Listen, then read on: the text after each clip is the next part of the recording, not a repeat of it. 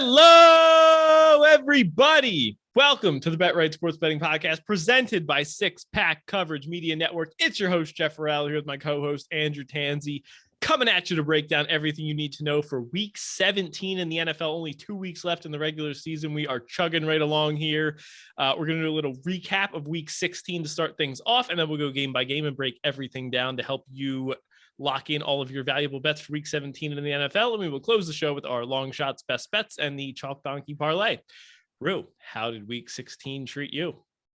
Yeah, another great week despite some disappointing injuries on the prop sheet. Just moving along here, kind of getting a little antsy now that the season's coming to an end, and I know the end of the season's on the horizon. But another great week, and going to try and make the most out of the last 2 weeks of the regular season here.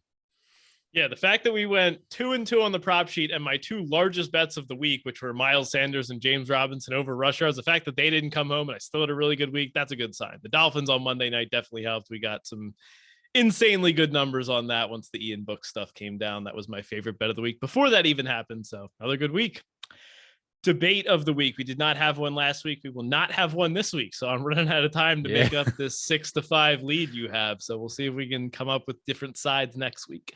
Favorite bets of the week. Win and a win. Rue, your was this the Christmas Day teaser? I can't Christmas even keep Day track of my teaser. days. Yep. Yeah. Colts and the Packers. Were you sweating either of them? The Packers definitely made it a little interesting at the end. Yeah, that defense is, we'll get to that later, but yeah, they were definitely making me sweat that one. But in the back of my mind, you just kind of knew Mayfield was going to screw it up, which is what happened. Yeah, exactly what happened.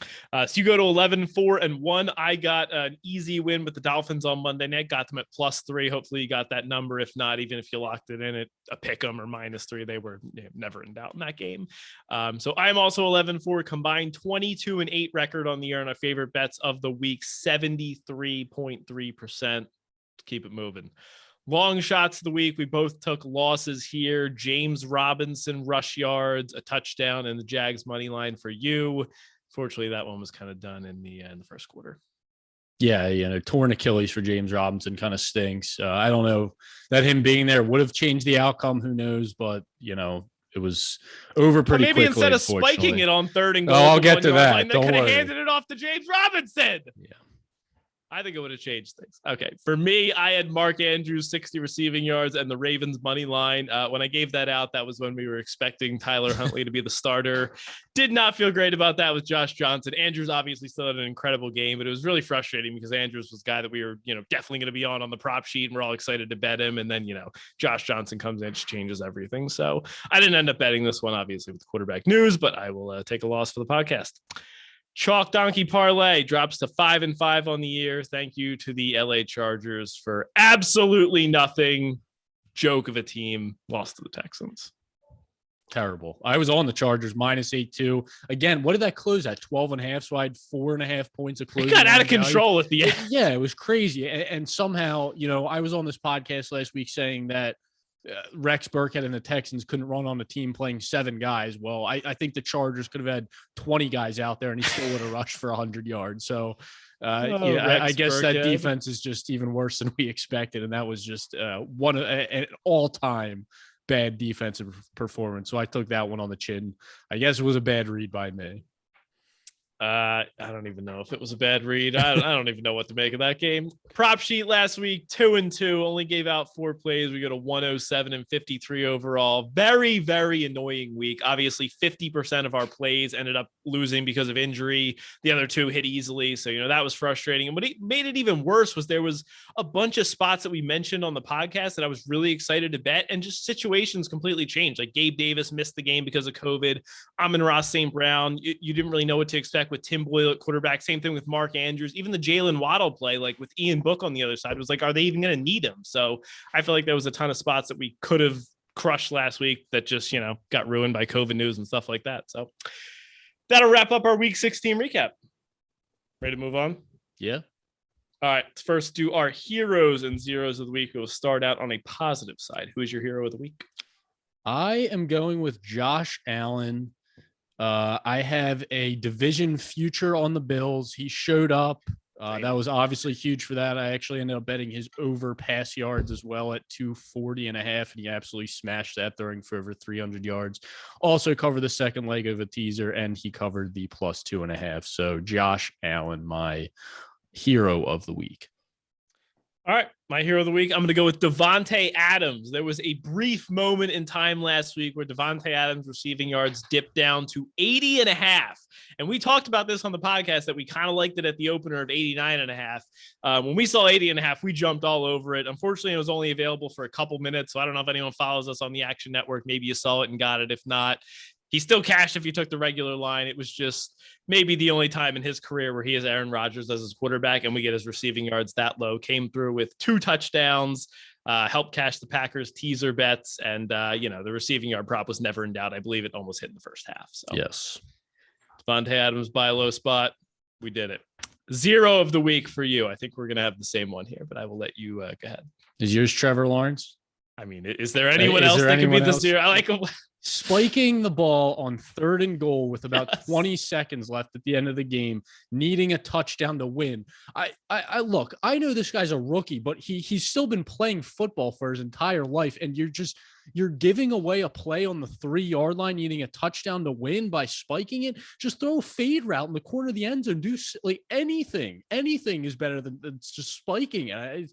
Absolutely. You're 6'6" you're at the 1-yard line doing quarterback sneak to literally any play call. Crazy. Yeah. So Trevor Lawrence, as if your season hasn't been bad enough, now it's at an all-time low. You are the zero of the week on the Bet Right Sports Betting Podcast. All-time low. I don't know how this guy was the first overall pick. He's not accurate, doesn't have good decision-making, apparently doesn't even have any awareness. It's just horrible. Terrible. Trevor Lawrence, zero of the week for both of us on the podcast. Yes. All right, that'll wrap it up. There is no Thursday night football game this week, so I don't know what we're going to do with ourselves from now until Sunday, but we'll have to find something to keep busy because the first game is going to be on Sunday. Let's kick it off with the Bucks and the Jets. We have the Jets as 12.5-point underdogs here. Over under is 45.5. Shaq Barrett is going to be out for the Colts. That is a pretty big loss for their defense. And then Bucks. Mike Evans. Bucks. Yeah, the Bucks, not the Colts. We'll get to the Colts later. I have COVID news with them. So Shaq Barrett's going to be out with the Bucks. Mike Evans is questionable with an injury and also on the COVID list.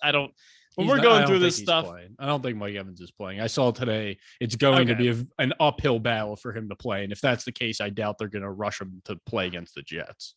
I agree. I was just going to mention while we're going through all this stuff, whenever we're talking about stuff on the COVID list, just take it with a grain of salt. There's so much changing every single day. A beat reporter tweets some now, and then Schefter says the opposite, and then Rap Sheet says the opposite. I don't know who's on the COVID list, who's coming off, who's eligible to play. And the rules are changing every day too. That's what I'm saying. Every time someone's like, "Oh, this person's on the COVID list," they're not playing. 10 minutes later, it's like, "Well, actually, if they test negative 6 times and do the hokey pokey, they can still test out." It's like I don't know what to do anymore. So just note that when we're saying all this stuff, that all of this stuff could change and to pay attention to it. Anyway, what do you have here? Do you have a play on the side or total here? I do not. Yeah, so I bet the Bucks at the opener at -13, thinking this was going to get pushed over 2 touchdowns, 14.5, which I think by kickoff, it might get over 2 touchdowns once that Sunday money comes in. But look, you have Tom Brady, regardless of him missing Evans and Godwin. You saw last week that this offense is still a juggernaut with Antonio Brown back. You have Tom Brady going against a 32nd ranked secondary, allowing 7.6 yards per pass, also bottom 3 in rush defense. And then on the other side, you have Bucks, who are top 3 in blitz percentage and pressure rate, which just spells disaster for Zach Wilson here. Bucks are 6-1 against the spread when they close as double-digit favorites. So I just don't see how the Jets, outside of any 50-plus yard touchdown runs from Zach Wilson, can keep pace here with the Bucks. So I really like the Bucks here at anything under the 14. Yeah, I think you make a good case. I could definitely see the Bucks. I actually had ended up on them last week against the Panthers because it dipped down to 9.5. I don't think it'll get that low this week, but I do agree. I don't really see any way that the Jets are going to be competitive here. We know they're not going to be able to run the ball, and Zach Wilson stinks. And like you said, Tom Brady is going to be able to do whatever he wants if he's not handing the ball off to Ronald Jones. So yeah, I could get on board with the Bucks here. Would never bet the Jets at these numbers. No. Props for you in this one. I have 2. Yeah, I'll be looking where Ronald Jones is. I think this is a game where he could rack upwards of like 22 carries in this game. So if you get something low 70s, I would probably like that against this Jets defense. Definitely agree there. I was looking. Yeah, I think I wrote down like 71.5. Played 52% of snaps last week, saw 20 of 29 running back carries. And that was because the Bucs were up so big. They took him out late. You can even look at Keyshawn Vaughn here. If they open a low rushing total on him, he obviously had a big run last week, but he did get 7 carries. And if the Bucs are up by double digits in the fourth quarter, he could potentially be used to ice out the game. And I think I'm going to go right back to Antonio Brown here. I know we were on him last week, 10 for 101 on a team high 15 targets. I actually saw some stuff come out that he has a bunch of contract incentives and there's bonuses tied to his receptions, yards, and touchdowns. I think he needs like 11 more receptions and 2 touchdowns of the final 2 games. And we actually saw this exact same thing last season in week 17. Antonio Brown needed 11 catches to earn a $250,000 bonus. And Tom Brady got him exactly 11 catches, 138 yards and 2 touchdowns. They were literally just lining up, throwing him the ball at the line of scrimmage as run plays just to get him this bonus. So I think this is something Brady definitely cares about, and he'll try and push for Brown to get that. So I'm looking at over 6.5 receptions and yards in the low 70s. All right. All right, let's move on to another game with a large favorite. The Buffalo Bills are 14-point favorites over the Atlanta Falcons. Over-under is 44. Weather's going to be cold here, but nothing crazy. No strong winds or anything that I'm seeing right now. Cole Beasley and Gabe Davis, along with a couple other Bills, are now off the COVID list.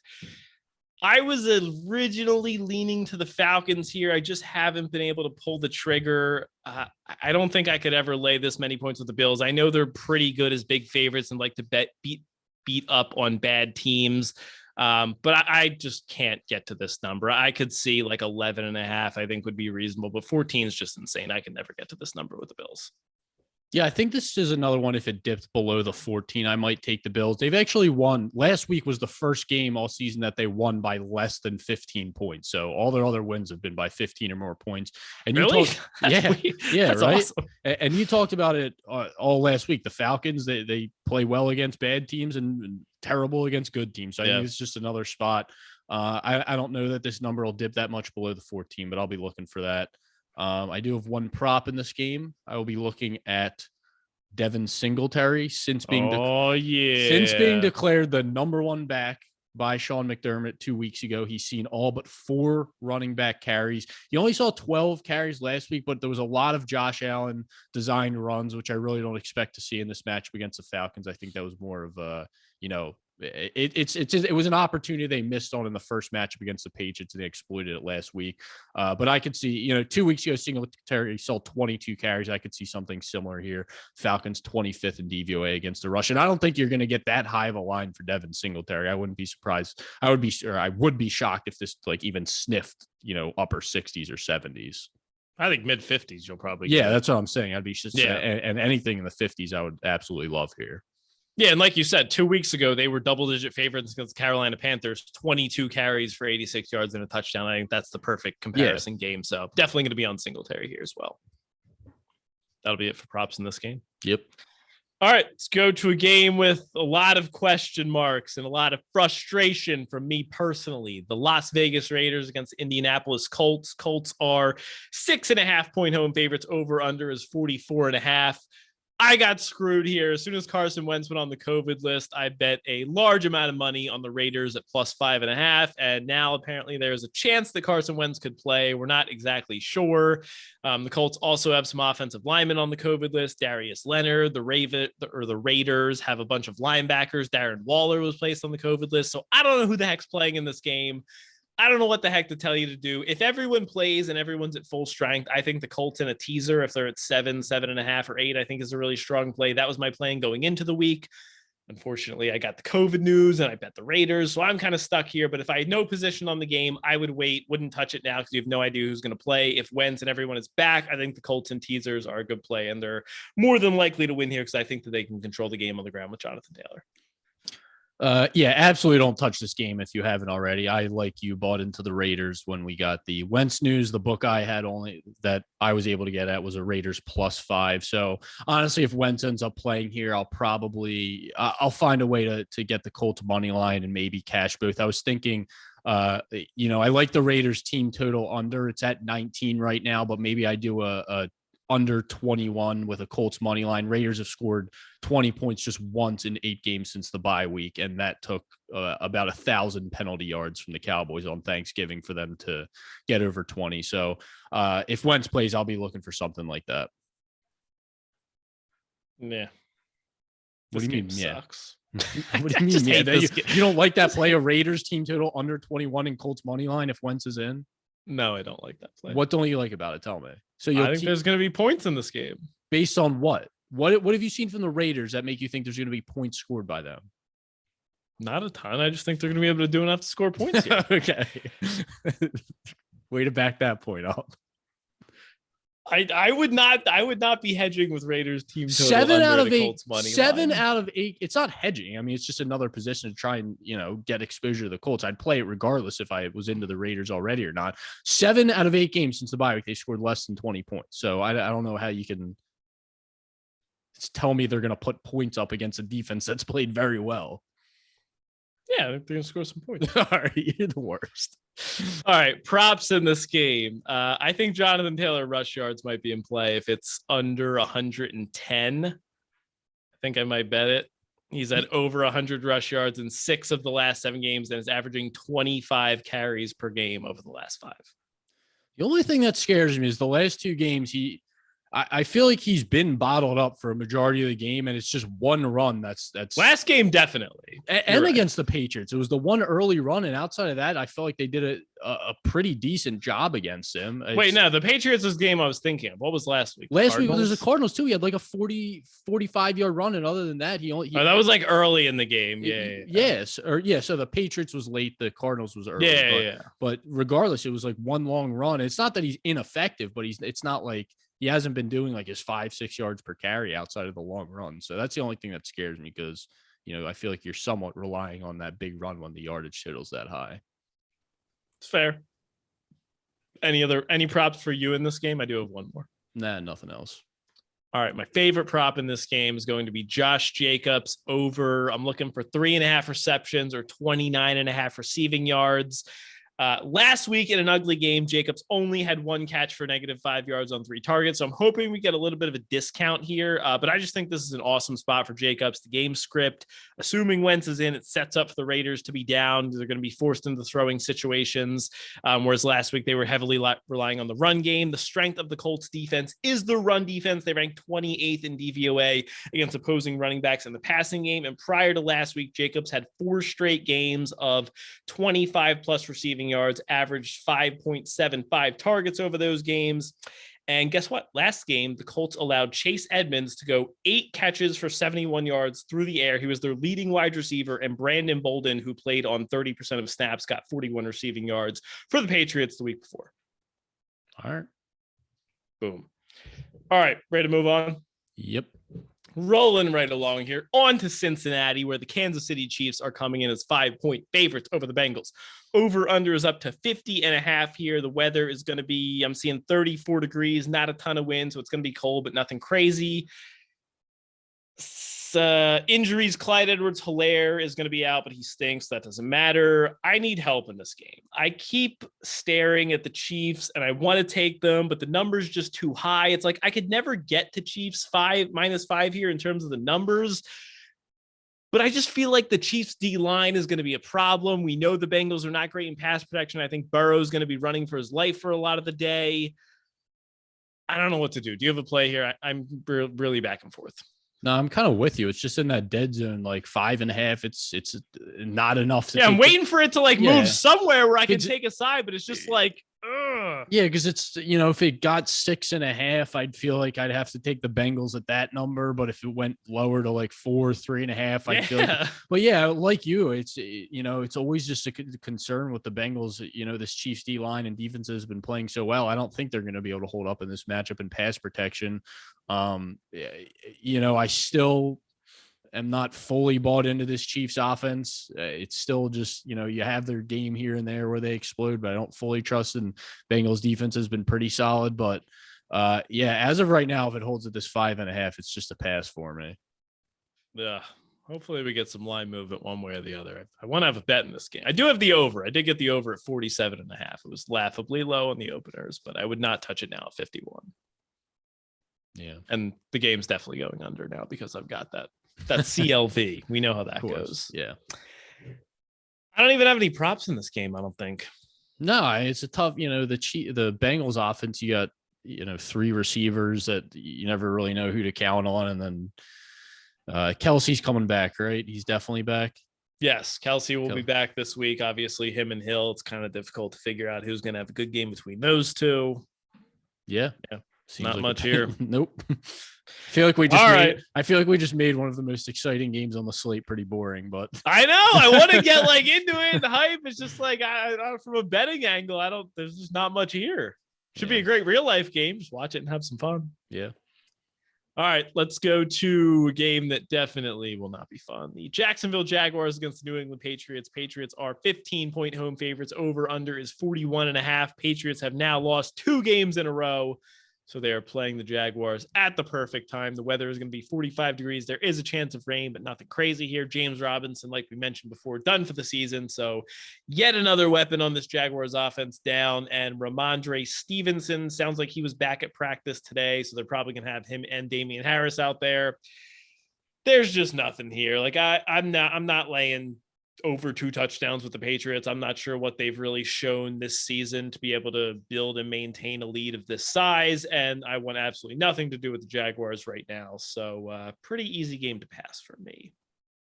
Yeah, it's a pass, but I don't think I guess you could make a case on both sides. Like you said, the Patriots. I was going to say, I don't think I can make a case on either side. The Jaguars' last 3 games against winning teams, they've been outscored 77-17. So it's was also with Urban Meyer.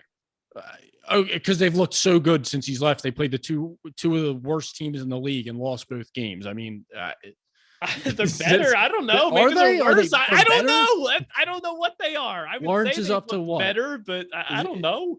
What's Lawrence up to? How many games without a touchdown? We got 1 in the last 8 games. 1 touchdown. 1 touchdown in the last 8 weeks. I mean, that's just this. There's just nothing on this Jaguars team that I want to take any amount of points with them. But Patriots, I'm not laying over 2 touchdowns. So another pass for me here. All right. Props in this one. I got nothing. Nope. Unless they give us another Damian Harris touchdown at plus money, which I highly doubt we will get this week. Would you take it if Ramondre Stevenson is back? Because I don't even know if I would. I probably would. Guess still a Patriots running back. I don't know. I feel like we've been burned by this situation too many times. If they're both active, it's not worth it. I guess. All right, plus 150 if Stevenson's in, you wouldn't take a Damian. Okay, it's plus 150. It's not going to be. Right. It's going to be like minus 100. All right. Let's move on. Man, these games are just. I feel like they're getting worse. Now we have the Giants and the Bears.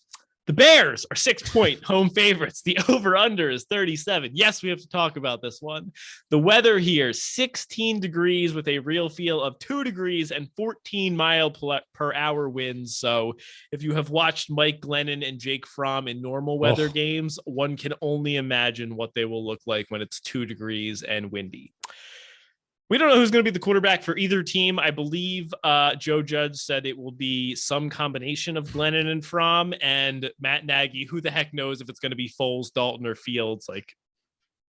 What's the benefit of when teams switch quarterbacks? It's usually like a running quarterback, and what does switching off Fromm and Glennon do for any team other than just give you like Dumb and Dumber basically out there playing quarterback? I don't understand the benefit of cycling these 2 in and out, but I don't know. But I don't know how Nagy can't play Foles, and I don't know how Nagy can justify playing Dalton over Foles the entire year when they're paying Foles a ton of money to be a third stringer, and he starts 1 game and wins. So I don't know. Both these teams are a disaster, and no play here other than 1 prop. Yeah, I feel like this is another one where, like, from a numbers perspective, there's no way I could ever get to the Bears -6 here. Like, there's just absolutely no chance you could ever get to that spread. But the Giants have quit. This team doesn't care. They can't move the ball on offense. So it's just one where it's like, I don't really want the points with the Giants because they could care less. And I'm not laying this many points with the Bears because they don't deserve to be this big of a favorite. Yeah. And the Giants, like we said last week, they are probably the worst team in the league right now, in my opinion. Yeah, I have them ranked right next to the Texans and Jets and below the Lions for sure. What about the Jaguars? Jaguars are still worse. All right. They're number 32. All right. Is your prop David Montgomery rush yards? Yeah, yards and attempts. Last week his attempts were at 15.5, which I just thought was insultingly low. So I ended up putting that in close to kickoff of this game when I ended up seeing it. I always do a last second scan and stuff, and I saw that. And he's, no matter who's at quarterback, they're going to want to lean on Montgomery. And I think he ended up seeing 22 carries in the game. He had like 8 or 9 in the first quarter. So yards and attempts against this awful, awful Giants run defense. I don't think you can go wrong there. Love it. Averaging 17.5 carries over the last 5. And in games where the Bears are favored this season, which is only 2 or 3, he is averaging 20 carries and 76 rush yards. So I think attempts at 16.5 or yards anywhere in the high 60s to low 70s. And the weather favors the run game. All right, moving on. Let's go to our Philadelphia Eagles traveling down to Washington to take on the footballs.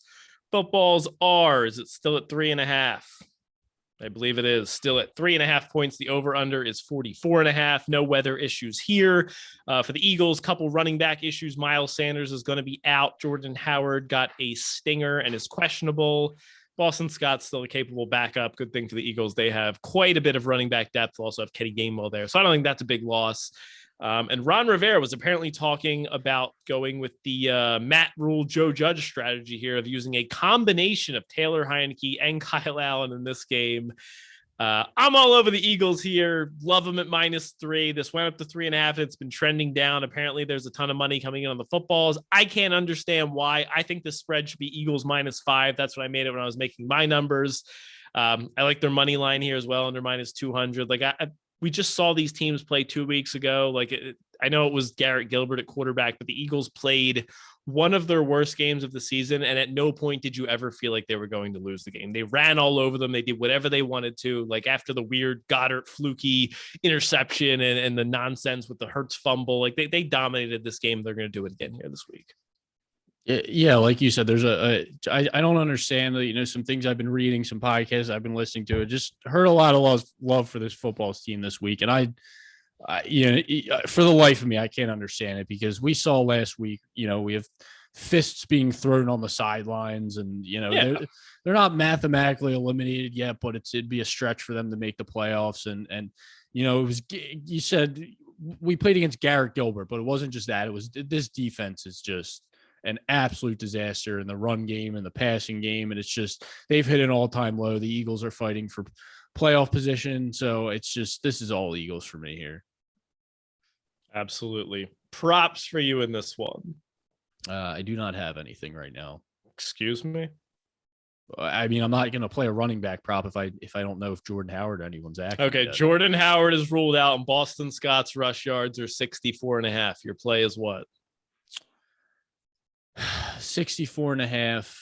Dude, the over is the play. Why are you making this so difficult? The over. Yeah, that was that was a layup. I gave you a softball and you made it so complicated. All right. Well, I don't know who else is going to get carries. Gainwell could get work. They just Gainwell got the passing down work. Right, Boston Scott, we've seen this. They signed before. Kerryon Johnson. You don't know if he's going to play. He sucks. He's not going to play. He was on the team in preseason, so he knows the plays. So it's not like he's just going to come and be an extra body. Yeah, I know he sucks. If you think Boston Scott's going to come in and get 20 carries in this game, you're insane. There's still going to be Hurts runs. There's still going to be Gainwell getting runs. And I think Kerryon Johnson going to get 15 carries. Okay, that's fine. But in games that Miles Sanders has missed this year, 12 for 60 and 2 against Detroit, 10 for 40 against the Chargers, 11 for 81 against the Broncos, and 15 for 64 last week against the Giants. All 4 of those games included Jordan Howard. I think 15 carries is the baseline here. Kenny Gainwell is going to get the passing work, and Boston Scott's going to go for 80 plus rushing yards. All right. What about Dallas Goddard? Would you look at him in the 50s? I keep seeing him drop too many passes, but even with two of the most brutal drops you'll ever see, 7 for Yeah. 135 on a team high 9 targets against the same football team 2 weeks ago. Yeah, it's hard not to. I don't know. I'm not a huge fan of targeting the Eagles passing game. I mean, the good thing about the Eagles passing game is pretty much every pass goes to him or Devonta Smith. It's not like you're spreading it out amongst 8 wide receivers. Yeah, no, pretty concentrated. Yeah, I mean, it would depend on where the number is. Maybe in the, it's probably going to be so juiced up. That's the problem. If it's in the 50s. Oh, 50s? Yeah, 50s. Yeah, I didn't hear you say 50s. I think he was like 57.5 last week, and he had a bad game. So, all right. All right, Boston Scott. Come on, get there. Let's go. Moving on. Yeah. All right, moving on to another NFC East team. The Dallas Cowboys are 5.5-point home favorites against the Arizona Cardinals. The over-under opened at 48.5, where I bet it on the over. It is now up to 52. Cowboys clinched the NFC East last week. The Cardinals are, I believe they already clinched a playoff spot, but they could still win the NFC West as opposed to getting a wild card spot. So both teams have something to play for here. James Conner is questionable for the Cardinals. I don't really have any word. It sounded like he was going to play last week, but then there was some reports that he was obviously ruled out. There was some reports that he was never even close to playing, others that say he was. So who knows? But the Cowboys defense is currently number 1 in DVOA against the pass compared to number 16 against the run. So I think having James Conner in this game would be a big help to this Cardinals offense that's already down DeAndre Hopkins and likely Rondale Moore. I think this game is a wait as long as possible and take the Cardinals. I honestly think there's some value on them at 5.5, and I'm going to wait, see if I can get 6, see if I can get 6.5. I'm not in any rush here because it seems like everyone's been on the Cowboys because this line has been going nothing but up this week. So my strategy here, wait as long as possible, take the Cardinals at 6 or 6.5, and sell high on the Cowboys. I did take the Cardinals at 5.5 because it looked like it was going the other way. I started seeing some 4.5s pop up, so I just grabbed them. I'll buy into a little more if we do end up getting a 6.5. Look, I've been a big backer of this Cowboys team, but I don't know when it's going to be. And obviously I'm fading them this week, but it come playoff time, and I have a Super Bowl ticket on them. This turnover stuff, this can't keep up. This team cannot get a defensive touchdown every week. You get a blocked punt last week. You have the DeMarcus Lawrence crate. It is unbelievable. And this, maybe there'll be like a Chiefs team where they get all these, this luck throughout the season and it carries them far. But at some point, maybe it's next season, this team's going to be a complete fade for me. And look, this is an offense that was struggling for the good part or more than a month before beating down a Washington football team that we just talked about, who's just completely packed it in and the defense is in shambles. So I don't know how much stock you put into one game against that defense. The Cardinals, they haven't played great, but they're not a complete slouch defense. They're much better than the football team. So I think this is just, like you said, just the ultimate buy low spot on the Cardinals here at 5.5. I mean, this line should be probably 3. I think you're getting at least 2.5 points of value here with the Cardinals. So I am on the Cardinals here, and let's hope Kyler can somewhat turn it around here. Yeah, this Cardinals offense needs to get going again. Too many weapons to be as mediocre as they've looked the past few weeks. Yeah. Props for you in this one. Yeah, I'm going to be looking at Kyler rush yards. This is actually something I put in late before the game on Saturday. It was at 26.5, so anything probably 32.5 or less. I'll look at Kyler. He's been running more in these bigger matchups outside of 2 weeks ago. I think he didn't run, but outside of that, since he's gotten healthier outside their bye week, he's been running a lot more.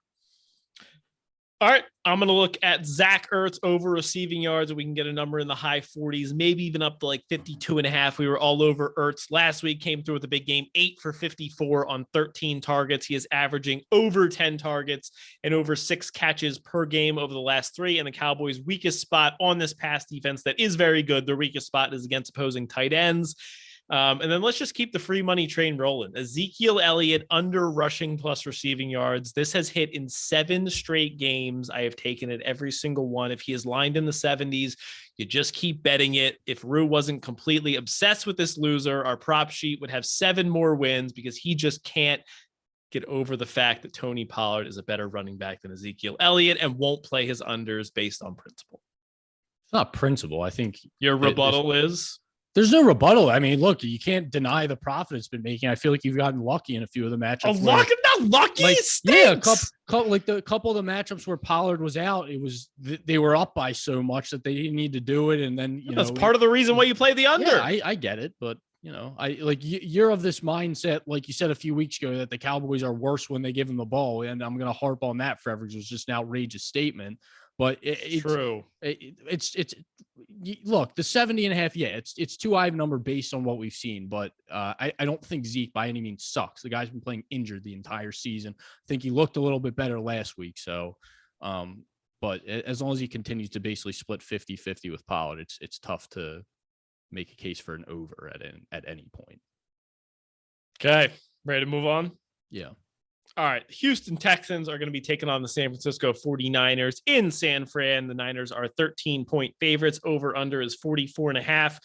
Niners need a win to hang on to their wild card spot. They could be on the outside looking in if they drop this one. Jimmy G is going to be highly questionable with a finger injury. So it sounds like it's going to be Trey Lance. No real word on Elijah Mitchell either. He's still questionable. I'm assuming Brandon Cooks is back for the Texans. I believe he was on the COVID list last week, but I haven't officially heard that he's been reactivated. Do you have a play on this game?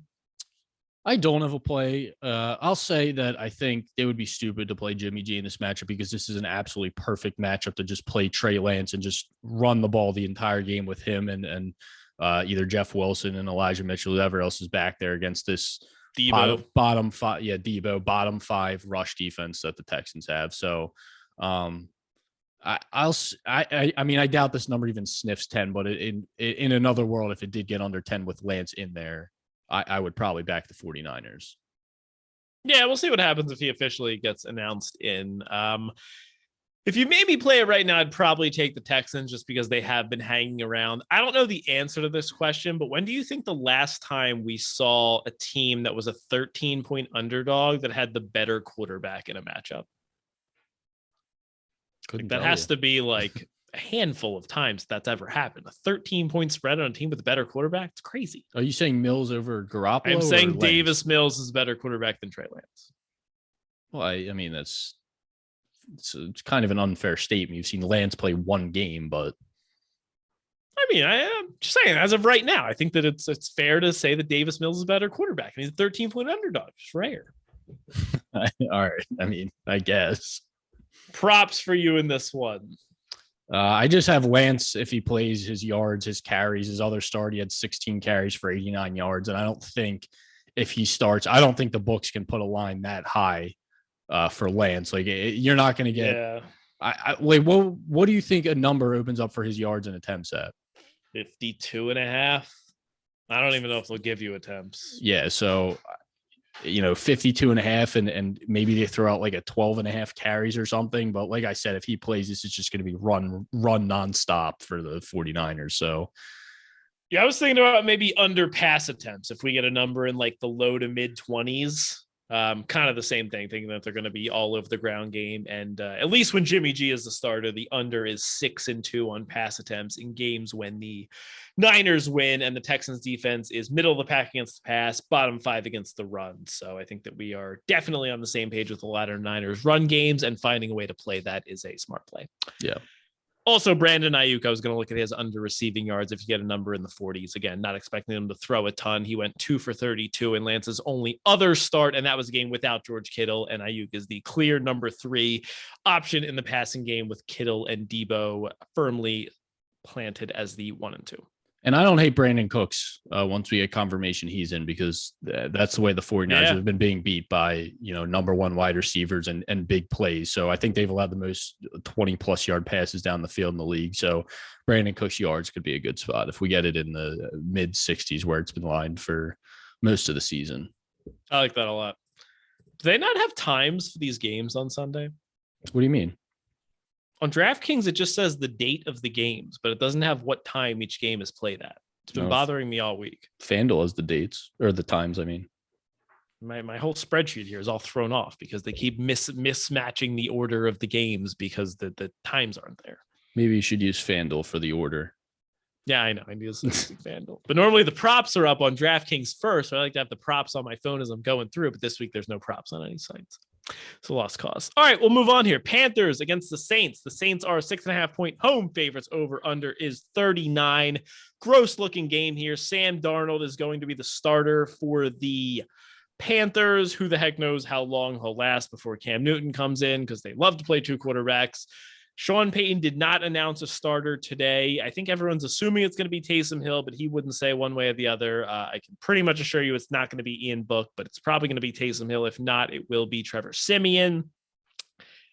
I think this is an easy pass for me. This is another game where it's like I could never in a million years make a case for why the Saints should be 6.5 or 7-point favorites here.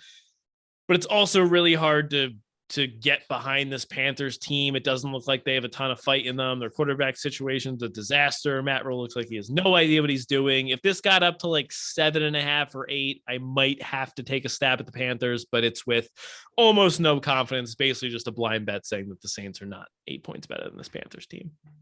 Yeah, this is the more we go through this slate, the more I'm just like, this week sucks. There's so many just passes. I know. This is like a better version, better, I put in quotes, than the Giants and Bears game, because it's like the Panthers suck, but the Saints are the better team, but I can't ever get to laying this many points with the Saints.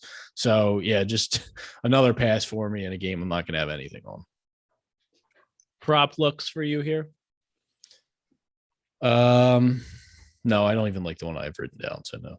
What is it? I just said, why'd you write it down if you I don't don't like know. it? I don't know. Well, I had 2 written down that I don't like. I had Kamara rush yards, which I guess I don't like that. Well, yeah, that's what I'm saying. I don't like it. And then if we got something with like Amir Abdullah in the receiving game with Sam Darnold back, because I feel like that's the only way Sam Darnold can move the ball down the field is dumping it off their running back. So maybe if you get something with Amir Abdullah in the pass game, maybe I'll like it more once I see a line for him. I just have no idea what it's going to open out, which is why I'm saying I don't like it.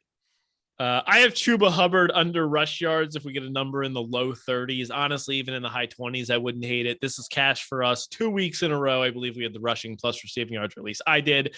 The Saints run D is awesome. Only 6 carries for a measly 9 yards last week against the Bucs, who are pretty similar in terms of strength of their run defense compared to the Saints. And he only played 49% of the snaps last week. Like you mentioned, I think Abdullah is going to be a big feature of this offense. All right. Go on to a game that actually matters, that actually looks like it could be fun. Miami Dolphins against Tennessee Titans. Titans are 3.5-point home favorites here. Over under is a cool 40. No weather issues that I am seeing in this game. The Titans did place a couple guys on the COVID list: Julio Jones, Nick Westbrook-Akine, Bud Dupree, Buster Screen. Again, I believe these were placed on Tuesday, so I have no idea if they're going to be playing or not.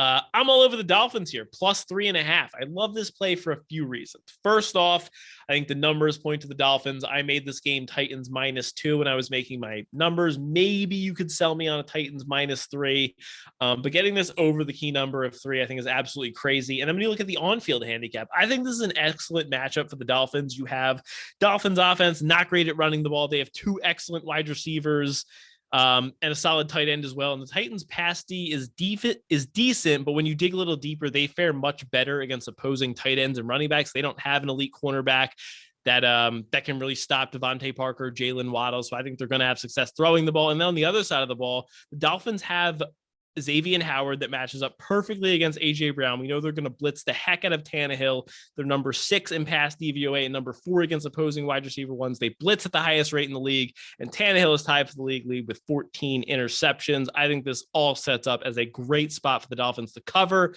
and potentially win the game. Yeah, I am with you on the Dolphins. Great breakdown by you there. And look, just last week, Titans won the game against the 49ers, but again, my weekly Titans slander, they didn't look good. Again, how many games in a row? This team, again, under 5 yards per play again last week. Jimmy G throws a red zone a goal line interception. In the end zone. There's another interception that gives them good field position. So it's just, unless this team's getting turnover luck, which I'm not saying is out of the realm of possibility with Tua at quarterback. He didn't look great last week.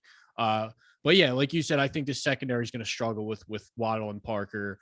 Titans are allowing the second highest adjusted sack rate in the league against this blitz heavy team. So, and I think this is going to be a low scoring toss up type game where if I'm getting 3.5 points on a game, I think it's going to be like that. Like I can see this being like a mid 30s total game. So give me the 3.5 points there. Yeah. Yeah, totally with you. Any props for you in this one? Yeah, obviously Waddle we're going to look at, but I think this is a really good buy low spot on Devonta Parker. Yes. If you watch that game on Monday, you might have not even known he was playing in the game. So we might get a pretty generous line here on his yards. I think you might see low 50s, like 51.5. Yeah, that's what I had in mind. And prior to last week, he's been awesome. Like it wasn't just like one bad game. He's been awesome all season when he's been in there. So yeah, absolutely. So yeah, I think it'd be a great spot for him. Yeah, I think they'll probably jack up Waddle's receiving yards. It might even be like mid 70s where it's unplayable and you buy low on Parker and that's the way you attack it. Yep. All right, let's move on. AFC West, Denver Broncos against the LA Chargers. Both teams still currently in the hunt for the AFC wildcard spot, but they're going to need a win here. The Chargers are 6-point favorites. The over-under is 44. We have Drew Lock announced as the starter today with Teddy Bridgewater going to be out with his concussion. Mike Williams, I believe, is going to come off the COVID list. The Chargers also placed their cornerback Chris Harris on the COVID list. Don't know if he's going to play. For this game, it's going to be Broncos or pass for me. I'm looking at a +7 is going to be my buy point on the Denver Broncos. And I'm honestly going to put some on the money line too. I think that Drew Lock's not a great quarterback, but like we've just seen the volatility in these Chargers games. Things can swing so much. They love to go for it on these fourth downs, but I think creates these opportunities for big swings where, you know, if the Chargers are at the 1 yard line, they don't get it on fourth down. It's a huge swing for the Broncos. So I think the Broncos could win this game. I would never in a million years bet the Chargers at these numbers. It is Broncos for pass, hoping for a +7, and I'll take the money line at +220 or better. Yeah, I really hate that we're basically locked in the same spot in every one of these games. It's pretty annoying, but the Chargers are, they are just the epitome of why you don't overreact to teams early in the season or make an opinion on teams based on a few weeks. Because early in the season, there was like Chargers Super Bowl talk, and now they're on the bubble of there literally was Chargers Super Bowl talk, and they might not even make the playoffs now. It turns out they're just the Anthony Lynn Chargers all over it. Exactly. And this defense last week, I already, touched on early. They just reached an all-time low last week. Rush defense has been bad all year, but they were coming off a game where they actually didn't do terrible against the rush against the Chiefs, and then they just throw probably the worst performance in NFL history last week. And the pass defense has been slipping. It is. It was the worst. You're allowing Rex Burkhead to rush for 150 yards. You are like, there's going to be something from that game in Canton, Ohio, in the Hall of Fame for the worst defensive performance of all time, because that's what it was, and I'm not exaggerating. And the pass defense has been slipping too. It's not just the rush defense. This team can't get off the field. 7 here with the Broncos, regardless of who's at quarterback, would be an absolute gift. So I'm with you. If it gets there, I'll be all over the Broncos. And props wise, give me both Broncos running backs, anything under 150 yards. And that's not combined. That's individually. I'll take them both. Yeah. I wrote down the exact same thing. Not quite with that many yards, but yes, Javonte Williams, Melvin Gordon, bet them both over in the rush yards. You'll probably get a number in the low 50s for both of them. No, low 50s. You think for both of them in this matchup after last week? I don't know. I think you're in the 60s this week.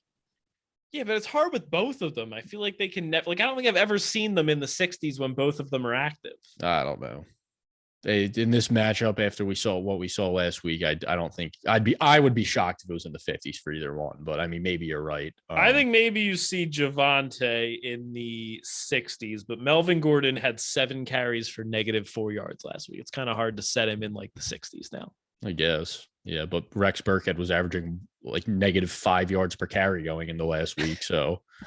Yeah, but his line was only like 30.5. I know. I'm not gonna lie. Look, I'll put it out there. I didn't play it. I considered the under. I'm not kidding. I was like, oh man, they're adding yards because he's playing the Chargers. Thank God I didn't. But I'd be lying if I said it didn't cross my mind. You would have felt like a real idiot if you played that. Oh man. All right, let's go to our next game here. I have no idea what time we're at because DraftKings is throwing me off now. Let's go to the LA Rams and the Baltimore Ravens. I don't know if we're in the 4 o'clock window, but the Ravens are 3.5-point home underdogs. The over-under is 46.5. I am not seeing any weather issues in Baltimore. We got reports today from practice that Lamar Jackson was back at practice in a limited capacity. I did not see great news on his status. Some of the beat reporters were saying that he was kind of hobbling around. It didn't look too great in practice, but it does sound like worst case, they're going to have Tyler Huntley, who we know is a capable backup. The Ravens took another hit to their secondary. They're like 7th string cornerback at this point. Anthony Averett has a cracked rib and is doubtful for this game. So not great going up against this Rams receiving core. My play in this one is on the over. I took the Rams team total over 23.5. Also took the game total over 46.5. Whether Lamar is back or not, like I said, Huntley's a capable backup. No weather issues. The Rams offense has scored 28 plus points in 4 out of their last 5. Ravens obviously decimated in the secondary, and the Rams' best strength on offense is in the passing game. So anywhere under that semi-key number of this total of 47, anywhere under that, I'm on the over. That gets 24-23, 27-20, 28-20, 30-17, all those good over. Yeah, I think if I was playing the over, I would just take the Rams team total, like you said. I wouldn't even touch the game over. I think the Ravens offense can do enough. They're not dead. They still all right. Well, yeah, but we don't know who's playing quarterback. And honestly, if Lamar's back, what is a hobbled Lamar? Like you don't bet on the Ravens to score points because of. I'd rather it be Huntley. Well, yeah, exactly. So at this point, I'm saying I would just play the Rams team total until I get more clarification on the Ravens. And I think it's a much safer play, even with Huntley in there. It's just laughable at this point. Who is playing quarterback for the Ravens? They've lost like everyone. They have the first string, second string. I don't even know if they have practice squad corners at this point. I have no idea. So I don't know. Who's going to? If it's the same guys that played against the Bengals last week, I can tell you they're not very good. So yeah, I don't know. It's hard to see a number here with the position the Ravens are in right now. At home, backs against the wall, need to win the last 2 games to get in the playoffs. At 3.5 here, for me not to take it, but there's just no way I can. It's weird. I don't know how this defense gets stops the rest of the year. I really don't. Do they play? Is it the Steelers they play next week? The Steelers might even score like 27 points. Oh gosh, they'll look good against the Steelers. Yeah. I don't even know if the Steelers can take advantage of them. Yeah. So yeah, I think Rams team total would be the only play I have here. Props. We go Cooper Kupp over 1 billion receiving yards. Yeah. What does this open at? I mean, honestly. I wrote down 111.5. All right. As my buy point. It just feels wrong to take that, but you almost have to. It's hard not to take it. It's hard to make a case against it. Yeah. Pretty much anyone in the Rams receiving game I wouldn't push back on. Yeah, I think honestly, if you just want to go safe, you just go Stafford over longest reception, over passing yards or whatever, just in case he hits Van Jefferson or someone instead of Kupp. But yeah, and Stafford, if you're getting over 2.5 touchdown passes at plus money, I think that's a fantastic play. Yeah, I don't like touchdown passes, but that's fine. All right. I get it. I hate those stupid fluky ones where like Stafford I get throws it. A bomb goes down at the 1 yard line, then they hand it to Sony Michel. It's like you deserve that. It's stupid. I get it, but it's still if you're getting that's why when it's 2.5, they're usually at pretty decent plus money. Yeah. So I agree. Yeah. Going back to Mark Andrews. If Huntley's at quarterback, yeah, absolutely. Or Lamar. He has good rapport with Lamar. I think if Lamar's in, I think it would be a good spot to go back to Hollywood if you get him at like 4.5 receptions. Yeah, he hasn't done much recently. He hasn't. So, but when Lamar was in there, we're almost weekly cashing on over 4.5 receptions. So I don't have an issue going with that. You might see some Ramsey though, but yeah, I hear you. Ramsey hasn't been shadowing though. Like I know he's not going to see him all game, but he'll see him. Like Justin Jefferson, I took him last week over 6.5 receptions at plus money. Same, I think it was at plus money because it's the assumption that he's going to get Ramsey all game, but it wasn't the case. He ended up getting 8 receptions, I think. So yeah, I don't know. All right, let's move on. If you have nothing else to say, nope. Detroit Lions again. Detroit Lions against the Seattle Seahawks. Seahawks are 7-point home favorites. The over-under is 43, 35 degrees in the forecast with a slight chance of rain. We are both in on the Lions here. I grabbed them at +9. I believe you have +8.5. But we got some bad news out of Lions beat reporter camp today. Jared Goff was apparently absent from practice with a knee strain, which is almost unfathomable considering he was on the COVID list last week and I would assume in isolation. I don't know how you strain your knee on the COVID list. Like that's not even possible, but apparently his status is in doubt for Sunday. So it may be Tim Boyle. And I am really not happy about it because this Lions play was going to be my potentially favorite bet of the week. I think the spread is absolutely insane. And I think the Lions are live to win the game. I don't know if I can get there with Tim Boyle, but I still would never bet the Seahawks in a million years. Yeah, normally these things don't bother me, but this one really pissed me off because we both just absolutely love the Lions here at over a touchdown. It was just absolutely egregious giving the Seahawks this many points. This team is just, not only have they given up, but this defense is an absolute train wreck right now. And we've seen Goff be able to move the ball. This Lions team doesn't have any quit. They might be getting Swift back, so. It's a shame. I was able to cash out of my money line bet, because I'm not taking a Lions money line with Tim Boyle in there. I'm riding it. I'm not cashing out. I cashed out. I kept the Tim Boyle was 5 yards away from beating the Falcons last week. He's not done. He can do it. I guess. I don't know. I kept the 7.5, so I have something in them. But just a real shame. Maybe it's only Wednesday. Maybe we'll get some positive news later in the week against Goff, as long as he doesn't hurt his elbow or something while changing the channel on his TV. Yeah, what the heck is wrong with this guy? Props for you in this game. I got nothing. I have 4 words for you. You ready? Amon-Ra St. Brown. Amon-Ra St. Brown. I am pissed that I missed it last week. I said it on the podcast. I was going to be all over this guy, and then I got scared off because stupid Tim Boyle comes in. But Amon-Ra St. Brown is a straight-up baller. 4 straight weeks of 11-plus targets, 8-plus catches, 70-plus receiving yards, and a touchdown in 3 of those 4 games. And the Seahawks are 28th in DVOA against the pass. I don't know. I don't care who's the quarterback. Amon-Ra St. Brown is going to keep smashing, and I'm riding him. All right. And on the Seahawks side, Mr. Gerald Everett quietly having some back-to-back solid games. 4 for 60 2 weeks ago and 4 for 68 and 1 last week. The Lions are the 3rd worst in the league against opposing tight ends. Kyle Pitts went 6 for 102 last game. Ertz 6 for 74 the week before. Even Noah Fant and Albert O with a horrible quarterback combined 9 for 92 a couple weeks ago against this Lions defense. So I think Gerald Everett's going to be lined in the low to mid 30s, and it's a good spot for the over. All right. Let's move on. Sunday Night Football, I believe. The Vikings against the Packers. Packers are 6.5-point home favorites in this NFC North divisional battle. Over-under is at 48.5. The weather in this game. Would you like to guess what the real feel is going to be? I already know, so you can say it. I looked it up earlier. Negative 11 degrees on the real feel in Lambeau. Unbelievably cold. Couple injury notes here, some key ones. Dalvin Cook off the COVID list, going to be good to go for this game. Adam Thielen is done for the season, and simultaneously, the Packers have activated Jair Alexander, their shutdown number 1 corner, to be back for this game. So he's going to be seeing a lot of Justin Jefferson in what should be a very good matchup. Do you have a play on this game? I'm waiting for a 7 for the Vikings. If not, I will buy into them at 6.5. I absolutely love the Vikings here. Packers defense, we touched on earlier, just serious issues right now. 400 yards, 8.7 yards per carry to the Browns, 350 yards, 5.5 yards per carry, and 30 points to the Ravens and Tyler Huntley. That's what they've let up. But those were total yards? Yeah.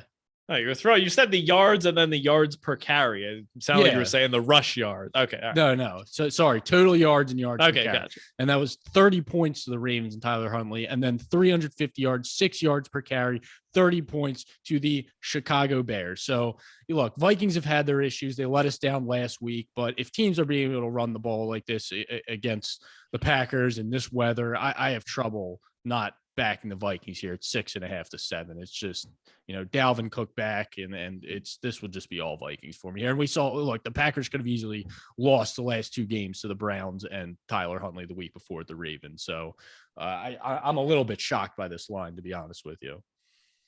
As someone who has bought into them to come out of the NFC. Are you worried about the Packers at all more long-term? Like, do you think they could be potentially due for some one-score regression like we saw with the Ravens where they're winning all these close games at the wire and it's only a matter of time before it goes the other way? Or do you think that they're just kind of in a mid-season lull and they'll snap out of it? No, I think this defense is a huge concern. And, probably a month or so ago, I was of the boat that the Packers would be able to take care of the Bucs in the playoffs, but I don't know if that's the case right now because the Bucs can run the ball almost as well as they can pass it. Even with Ronald Jones back there, they've been offensive line's been fantastic the entire season. So obviously Jair Alexander helps, but it's not really helping the run game. So I just have trouble seeing the Packers get absolutely shredded like this by these types of offenses and then thinking they can compete with the elite teams in the NFC or elite team, I should say, in the NFC. Even against, like, if the Packers were to play the Eagles right now and you're giving me, like, say, a 6-point line, I would take the Eagles at that all day if teams are going to be able to run the ball like this. Yeah, that'd be a bad matchup for them for sure. So, yeah, I think if they don't get that fixed, it's definitely going to be trouble. Okay. Despite having the best record in the NFL, 12-3, the Packers are 11th in point differential. The Eagles actually have a 21 points better on the point differential than the Packers do this year, despite having 4 more losses. Very interesting. Partially inflated by that week 1 absolute massacre against the Saints, but the Packers. Packers. Yeah. Fine with me. Yeah. All right. Props for you in this one. Definitely going to be looking Dalvin Cook and may also look at A.J. Dillon on the other side. This just kind of screams like an A.J. Dillon, a negative degree weather where they just want to absolutely hammer this Vikings defense, which the Vikings are pretty susceptible against the run too. So A.J. Dillon in negative 10-degree weather does not sound like fun. So I think that could be a pretty good spot. Good point. Definitely with you on Dalvin Cook somewhere in the low 80s. I think you just broke it down pretty well. And he went 22 for 86 against the Packers back in their week 11 win where the Vikings won 34-31. What if we got, what if everyone kind of freaks out about the weather? It's going to be cold, the wind, and you get a Devonta Adams line in like the high 70s. Yeah, I would take that. Okay. It's not like Rodgers has never played in the cold weather. At I feel like it doesn't, like the Packers. It doesn't matter. I'm not gonna. I think it has some effect on the game, but I'm not gonna, panic. I think it's more deep balls, though. I don't think like a 10-yard slant to Devonta Adams. I don't think it really has much effect. Maybe it's a little bit harder to catch because the ball is like a frozen rock. But Devonta Adams. And obviously, you got to see the wind too, not just the cold. But I saw 10-mile-an-hour. All right, so that's winds, nothing. But obviously, it's far out. It's not like it's not supposed to be anything crazy like a hurricane or whatever. No, yeah, I'd be shocked if we got that low with Adams, though, even with the weather. Yeah, just curious to see. I don't think we've had any of these games where it's been like this cold, at least yet this year. So we'll see. Yeah.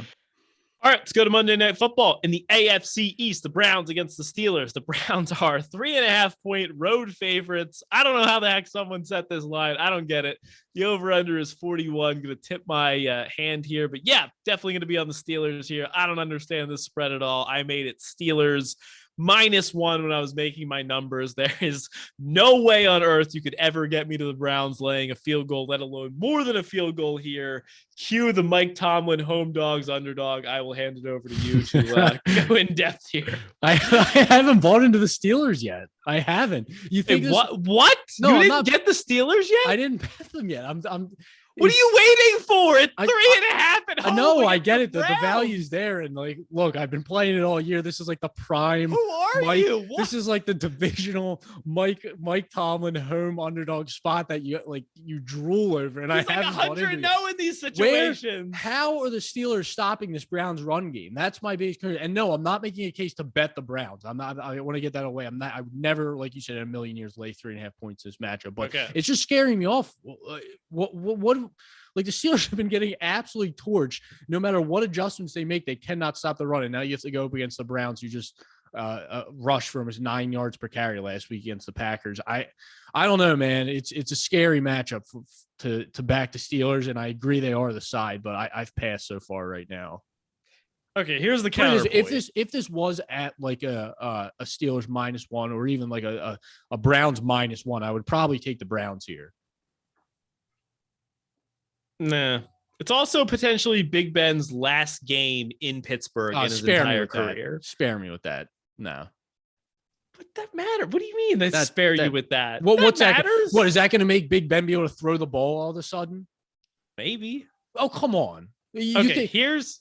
Go ahead. Don't yell at me about the stupid. No, go ahead.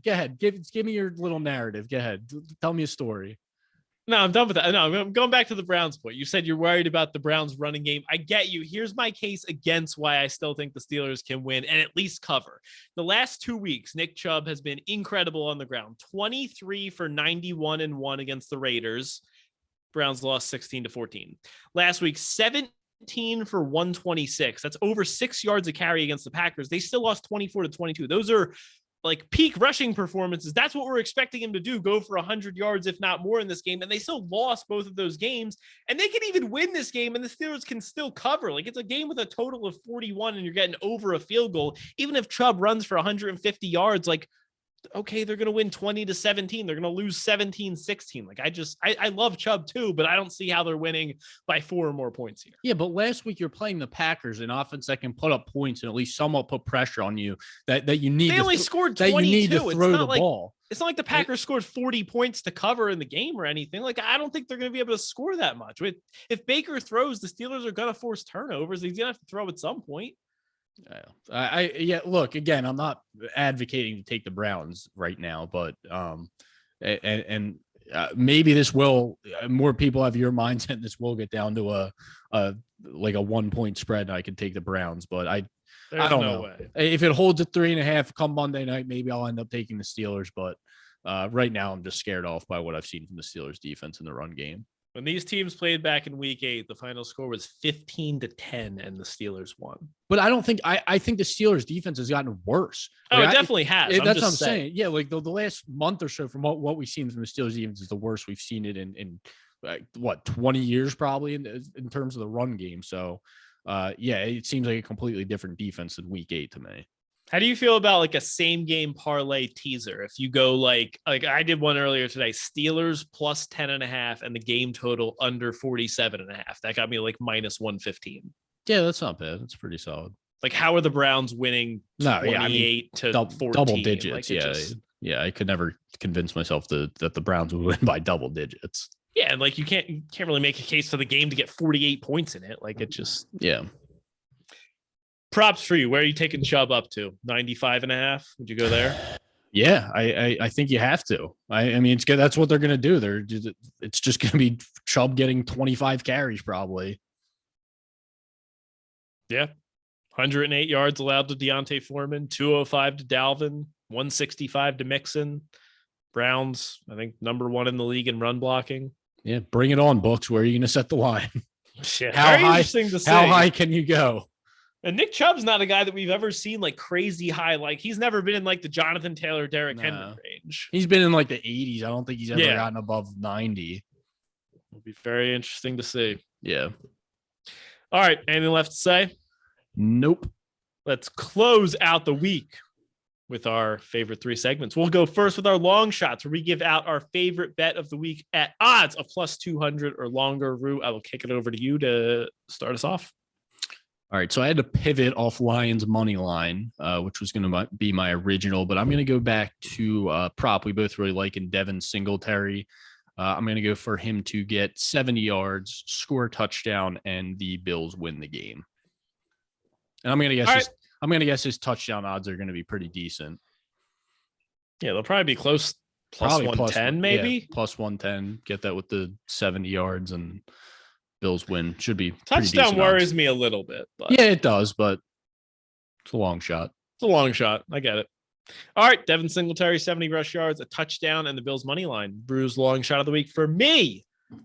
We don't need any pivots. We don't need to change our minds. I still believe in this Lions team. I believe in Dan Campbell. I think Tim Boyle can do enough to get it done. Give me Amon-Ra St. Brown, 70 receiving yards, and the Detroit Lions money line. All right. Probably going to be around plus 450. Don't have lines yet, but that's where I'm going to be going. Amon-Ra St. Brown takes it to the house. Lions win 24-21. Boom. Book it. I like it. All right, favorite bets of the week. Where are you going? All right, I'm taking one of these hefty spreads here. I'm taking the Bucks at I took them at -13, so that's where I'll take my favorite bet of the week. I just think this is an absolutely terrible matchup for Zach Wilson and the Jets. He's going to be under pressure all day from the Bucks blitzes, and I don't see how the Bucks don't score 35 points against this absolutely atrocious pass defense, rush defense, everything. So give me the Bucks -13. All right, Bucks -13 for you. I am torn here between my Steelers same game parlay of +10.5 and under 47.5 and the Dolphins +3.5. I am going to officially make my favorite bet of the week as the Miami Dolphins. Let's go back-to-back weeks. Dolphins +3 last week, came home easy. +3.5 this week. Think we broke it down in pretty good amount of depth, if that's how you say that. I think it's a really good matchup for the Dolphins offense. The passing game, Waddle, Devonta Parker on defense. Xavier Howard's going to stick onto A.J. Brown like Lou. Tannehill's going to turn the ball over. Dolphins defense comes up big with a blitz.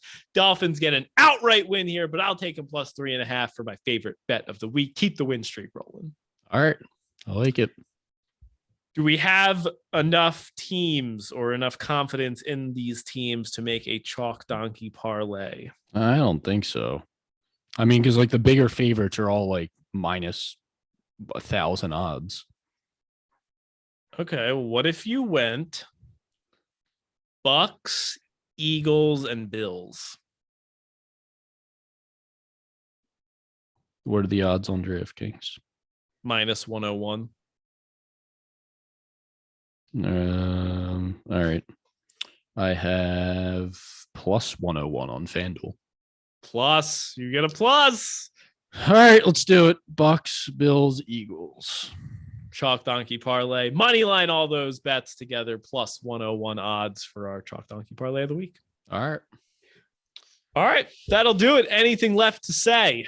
No. Happy New Year to everyone out there. Enjoy another weekend of football. We appreciate all of you who have been listening since the start of last year, and all of you have picked us up in the new year. We truly appreciate you guys listening every week. Absolutely. Onward and upward to 2022. Let's keep this thing growing. Keep it going out there, everyone. Hope you have a fantastic week 17.